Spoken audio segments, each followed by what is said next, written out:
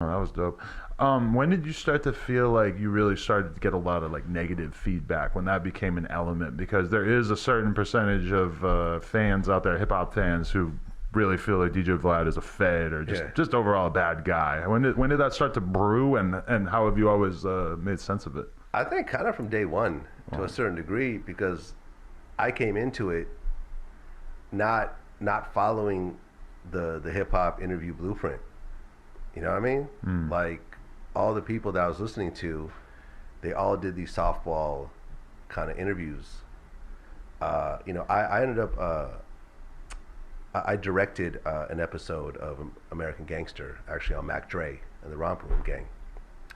So I got to sort of put together this kind of a mini documentary on this artist with a serious criminal element to it, and it was such a dope piece when it came out that I'm like, okay, I'm gonna take what I did with American Gangster and I'm gonna apply it to my own platform.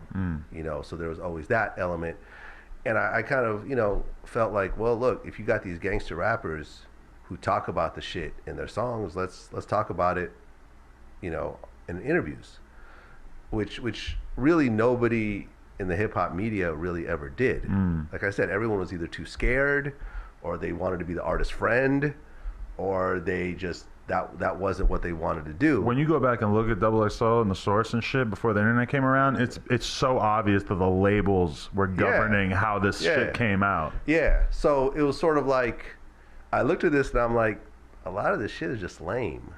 Like it's a bunch of this wouldn't fly in the real media journalism world. Right. Like the LA Times wouldn't be doing interviews like this.